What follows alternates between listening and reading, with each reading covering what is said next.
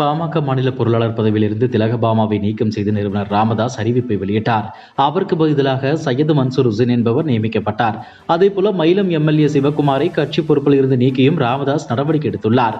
அவருக்கு பதிலாக விழுப்புரம் மத்திய மாவட்ட செயலாளராக புகழேந்தி நியமிக்கப்பட்டார். ஆனால் இந்த அறிவிப்பு வெளியான சில நிமிடங்களிலேயே திலகபாமா பொருளாளராக தொடர்வார் என்று அன்புமணி அறிக்கை வெளியிட்டுள்ளார். கட்சி தலைமைகளான ராமதாஸ் மற்றும் அன்புமணி இடையே ஏற்பட்டுள்ள மோதல் மேலும் மேலும் அதிகரித்து வருவது அக்கட்சியினருக்கு பெரும் அதிர்ச்சியையும் வேதனையையும் கொடுத்துள்ளது. பாஜக மாநில தலைவர் பொறுப்பிலிருந்து விலகிய அண்ணாமலை கோயில், தியானம் என ஆன்மீக பயணங்களை மேற்கொண்டு வருகிறார். மேலும் விவசாயத்திலும் ஆடு மாடு வளர்ப்பிலும் குடும்பத்தோடு நேரம் செலவழித்து வருவதாகவும் தெரிவித்திருந்தார். அதே நேரம் பாஜக சார்பாக நடைபெறும் பெரும்பாலான நிகழ்ச்சிகளில் அண்ணாமலை கலந்து கொள்வதில்லை என்று கூறப்படுகிறது. அந்த வகையில் கடந்த சில நாட்களுக்கு முன்பாக கூட்டணி கட்சி தலைவராக எடப்பாடியை பாஜக மூத்த தலைவர்கள் சென்று சந்தித்த நிலையில் அண்ணாமலை புறக்கணித்திருந்தார். அதே போல சென்னையில் நடைபெற்ற ஒரே நாடு ஒரே தேர்தல் கூட்டத்தில் பாஜக மாநில தலைவர் உள்ளிட்ட அனைத்து தலைவர்களும் கலந்து கொண்டிருந்த நிலையில் அண்ணாமலை கலந்து கொள்ளவில்லை. அண்ணாமலை மாநில தலைவராக இருந்தபோது பல பாஜக மூத்த நிர்வாகிகளை பகைத்துக் கொண்டார். ஒன் மேன் ஆர்மியாகவே இருந்தார். இதனால் வேறு வழியில்லாமல் அமைதி காத்து வந்த தலைவர்கள் தற்போது இதுதான் சான்ஸ் என அண்ணாமலையை பெரும்பாலான நிகழ்விற்கும் உரிய முறையில் அழைப்பதில்லையாம். இதனால் எந்தவித நிகழ்வுகளிலும் கலந்து கொள்ளாமல் அண்ணாமலை ஒதுங்கி இருப்பதாகவே கூறப்படுகிறது. தக் லைஃப் படத்தின் பாடல் வெளியீட்டு விழாவில் பேசிய நடிகர் கமல் தமிழ் மொழியில் இருந்துதான் கன்னடம் பிறந்தது என்றார். இதற்கு கன்னடத்தில் கடும் எதிர்ப்பு கிளம்பியது. கமல் மன்னிப்பு கேட்க வேண்டும் என அம்மாநில அமைச்சர்கள் கன்னட அமைப்பினர் வலியுறுத்தினர். ஆனால் மன்னிப்பு கேட்க மாட்டேன் என கமல் கூறி வந்தார். இந்நிலையில் ராஜ்யசபா எம்பி பதவிக்கான தேர்தலில் கமல் போட்டியிட உள்ளார். இதையடுத்து அவர் முதலமைச்சர் ஸ்டாலினை சந்தித்து வாழ்த்து பெற்றார். பிறகு கமல் நிருபர்களிடம் கூறும்போது, இந்தியா ஜனநாயக நாடு, சட்டம் மற்றும் நீதி மீது எனக்கு நம்பிக்கை உள்ளது. மறைமுக அஜெண்டா உள்ளவர்களை தவிர மற்றவர்கள் யாரும் கர்நாடகா, ஆந்திரா மற்றும் கேரளா மீதான எனது அன்பை யாராலும் சந்தேகப்பட முடியாது. கடந்த காலத்திலும் எனக்கு மிரட்டல்கள் வந்துள்ளன. நான் தவறு செய்திருந்தால் மன்னிப்பு கேட்பேன், தவறு செய்யவில்லை என்றால் மன்னிப்பு கேட்க மாட்டேன். இதுதான் எனது வாழ்க்கை முறை, இதில் மாற்றம் என்பது கிடையாது என்று கமல் கூறினார். பாமகவில் நடந்து வரும் பிரச்சனையின் பின்னணியில் பாஜக இருக்கிறதா என நெல்லையில் பாஜக மாநில தலைவர் நைனா நாகேந்திரன் எம்எல்ஏ பரபரப்பு பேட்டியளித்தார்.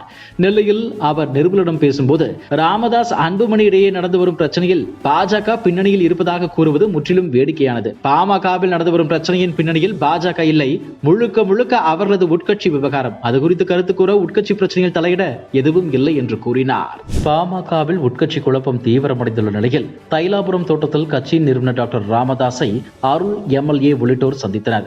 அப்போது செய்தியாளரிடம் பேசிய சேலம் அருள் எம்எல்ஏ, அரசியலே வேண்டாம் என மன உளைச்சலில் இருக்கிறோம், வெளியில் சொல்ல முடியவில்லை, மிகப்பெரிய நெருக்கடியான காலம் எங்களுக்கு.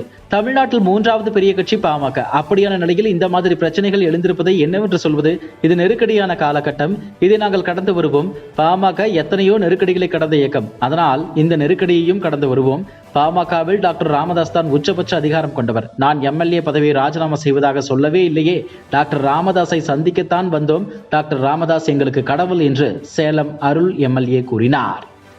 திருச்சியில் செய்தியாளரிடம் பேசிய எம்பி துரை வைகோ, கடந்த ஆண்டு நாடாளுமன்ற தேர்தலில் கூட்டணி ஒப்பந்த பேச்சுவார்த்தையின் போது அதிமுகவுக்கு ஒரு மக்களவை, ஒரு மாநிலங்களவை சீட்டை ஒதுக்க வேண்டும் என்று திமுக மூத்த நிர்வாகிகளிடம் கோரிக்கை வைத்தோம்.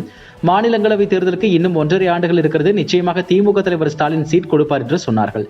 அதை ஏற்றுக்கொண்டோம். ஆனால் தற்போது அதிமுகவுக்கு மாநிலங்களவை சீட் ஒதுக்காததில் வருத்தம் இருக்கிறது. ஆனால் தமிழகத்தின் நலன் கருதி அதனை கடந்து செல்கிறோம் என்று தெரிவித்தார். டெல்லி மதுபான கொள்கை வழக்கில் கவிதா அமலாக்கத்துறையால் கைது செய்யப்பட்டு சிறையில் அடைக்கப்பட்டிருந்தார். பின்னர் ஜாமீனில் விடுதலையானார். இந்த நிலையில் கேசிஆரை சில தீய சக்திகள் சூழ்ந்திருப்பதாக மகள் கவிதா கடிதம் எழுதியிருந்தார். இந்த கடிதங்கள் ஊடகங்களில் வெளியாகி பெரும் பரபரப்பை ஏற்படுத்தின.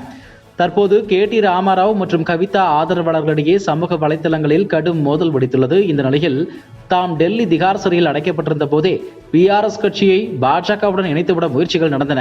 இதனை அப்போதும் இப்போதும் கடுமையாக எதிர்க்கிறேன் என கவிதா தெரிவித்துள்ளது பரபரப்பை ஏற்படுத்தியுள்ளது. இதுபோன்ற செய்திகளை மேலும் தெரிந்து கொள்ள எங்களது யூடியூப், Facebook மற்றும் Twitter ஆப்களை சப்ஸ்கிரைப் செய்யவும்.